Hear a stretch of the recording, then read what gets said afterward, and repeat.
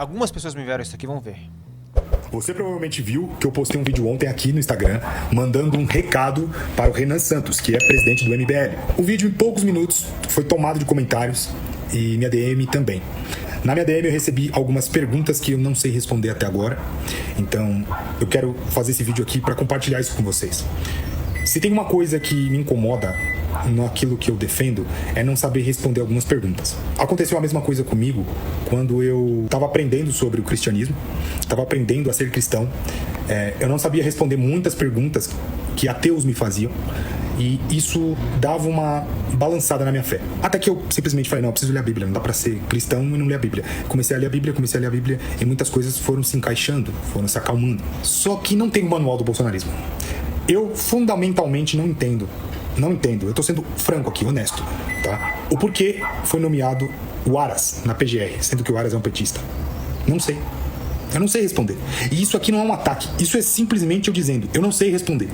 Por que que o Bolsonaro vetou um projeto que acabaria com as decisões monocráticas no STF? Quando chega um MBLer pra me questionar sobre isso, eu não sei responder. Eu não sei. E eu, sinceramente, acho que você, que me segue, e também é bolsonarista, não sabe responder isso. Porque não dá pra responder. Não dá. Hoje, a gente vê o Bolsonaro sendo vítima, enfrentando injustiças por conta de decisões monocráticas. Você entende o que eu quero dizer? Ele teve a oportunidade de simplesmente, dar o confirma, e não fez. Por quê? Sabe, esse tipo de pergunta me incomoda. Tô sendo franco com você, tô sendo honesto. Me incomoda.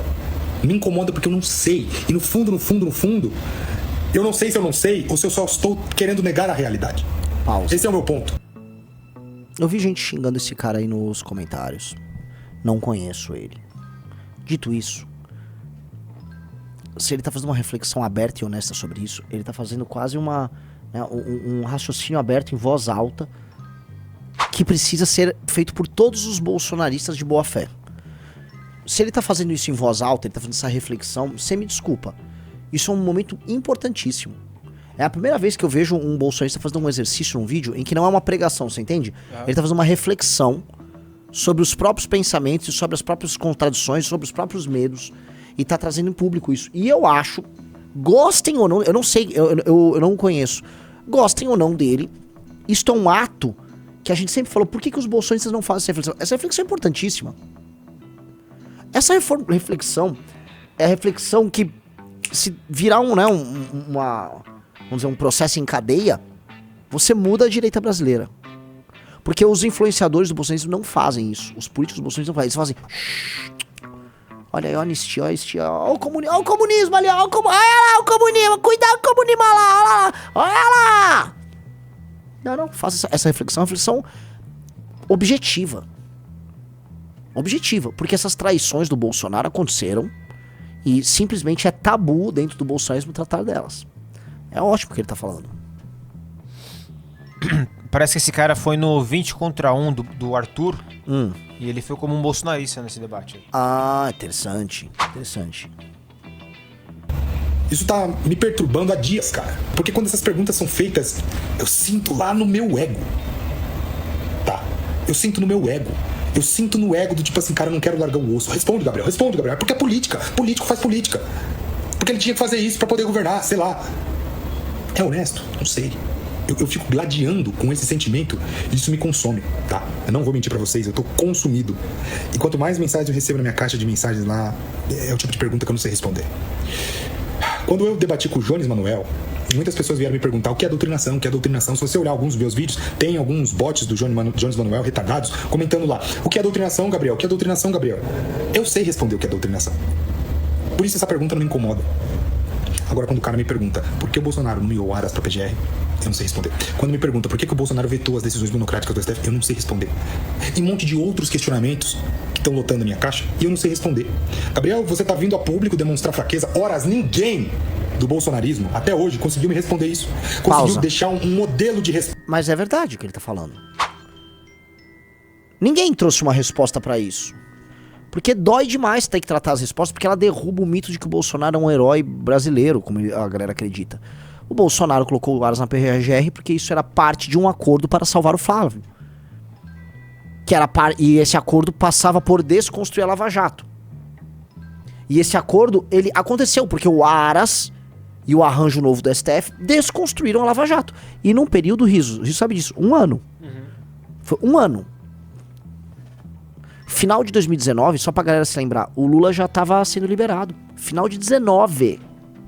Foi muito rápido. O processo foi assim, entendeu? Então não há como a gente ter uma resposta bacana sendo bolsonarista. Porque isso atinge, vamos dizer, a base do bolsonarismo. O Bolsonaro tomou uma decisão de trair a sua agenda em nome da salvação do seu filho corrupto. E a questão mas o filho poderia ter sido vítima de uma perseguição por parte do STF, e essas coisas acontecem. Vamos supor, há uma perseguição injusta a um agente político por conta da posição dele. Não foi o caso do Flávio. O caso do Flávio era rachadinha, era nítido que ele fazia rachadinha, Queiroz, os dinheiros que circulavam. O Flávio só não foi preso porque esse acordo foi firmado. Porque senão o Flávio seria preso. E olha só a coisa como era louca. Num desdobramento da Operação Lava Jato. Não confie em mim. Hoje tem inteligência artificial, vai no Google. A Operação Furna da Onça, que pegou o Flávio Bolsonaro com rachadinha, e que pegou outros políticos da Alerj, deputados estaduais por rachadinha e outros crimes correlatos, é um desdobramento da Operação Lava Jato do Rio de Janeiro. Essa aí é a Operação Furna da Onça. Entendeu? Ela é um desdobramento da Lava Jato. E esse desdobramento pegou o Flávio. Então, no fundo, a Lava Jato pegou o Flávio. E aí todos, incluindo o Jair de Bolsonaro, se juntaram pra acabar com a operação.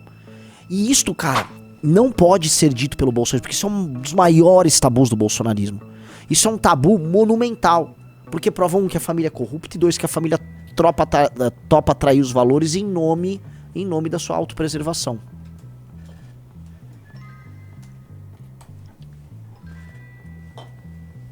Muito louco, se chama Furna da Onça.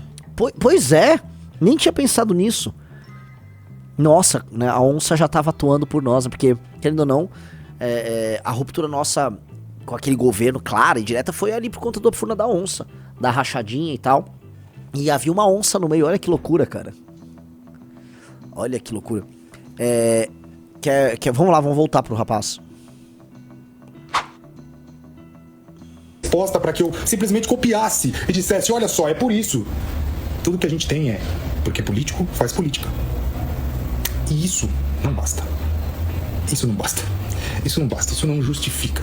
E isso me incomoda, tá bom? Me incomoda. Vamos pensar, Brasil. Vamos pensar numa resposta pra isso. Posso falar? Não o conheço. Na internet, cara, uma das regras você tem que ficar parecendo forte e assertivo o tempo todo. Ele veio trazer uma dúvida. Desculpa, não conheço o trabalho dele. Eventualmente já xingava, batia na gente. Não tá vindo ao caso. Que esse tipo de reflexão se torne corrente. É uma reflexão a se fazer. O bolsonarismo tem que fazer essa reflexão. A pessoa de direita no Brasil tem que refletir. Porque assim, cara, pensa o seguinte. Se você tem Antes de você ter um evento, vamos supor, você vai ter uma empresa vai fazer um evento no dia, ou você vai ter um jogo de futebol. A reunião prévia, o nome que está isso é de briefing. Você faz um briefing. E nesse briefing você analisa as estratégias, arruma os detalhes e vai pra batalha, vai pro jogo. Depois, em inglês, eles têm o debriefing, em que você faz uma análise crítica do que você acertou, do que você errou, do que você vai manter, o que você vai alterar. Com o tempo do debriefing, você faz depois uma revisão histórica. Aí você vai pegar a totalidade das decisões tomadas ali naquele processo, vai colocar isso dentro de processos maiores e você vai fazer uma análise. Tanto o bolsonarismo não fez um debriefing da derrota eleitoral de 22, e tampouco eles fizeram uma análise histórica. Porque o debriefing eles perderam por causa disso, porque eles racharam a direita e enfraqueceram e perderam o discurso ético. E depois ainda veio os danos da pandemia. Mas na análise histórica, tá, a traição do Bolsonaro tem que ser contextualizada dentro de um processo que já iniciava em 2016, que é aquela famosa declaração você sabe, Riso, vamos juntar com todo mundo, com o Supremo e tudo mais, Jucá. do Romero Jucá, que falou assim, vamos criar um bloco pra parar essa Lava Jato. E aí o Bolsonaro cai do céu porque o sistema se junta e pega um presidente fraco como o Bolsonaro, coloca ele de refém, ele era fraco, e obriga ele a fazer várias traições. E ele topa, ele achou bom, ele achou que tava sendo esperto ali. Tanto que o Eduardo falou, olha, é bom que solte o Lula, que aí volta a polarização e a gente ganha. Esse era o raciocínio desses caras. E como a direita estava completamente apaixonada, alienada e não fazia raciocínio crítico, que é isso que o cara tá fazendo. Esse cara tá fazendo um raciocínio crítico, uma leitura crítica do processo. porque eles estavam apaixonados, completamente apaixonados, e aí, assim, milhares de influenciadores mentindo, é Brasil, se alguém falou mal é comunista, tal. As pessoas foram caindo no precipício. Agora ele tá fazendo essa reflexão. E é importante que muitos o façam. Eu espero que isso tenha um poder de contaminação e outros tantos também reflitam dessa maneira. Tá? Não o conheço, mas essa reflexão, este vídeo que tem um caráter reflexivo, merece aplauso. Porque esse tipo de raciocínio, de expor um raciocínio, pô, isso é essencial.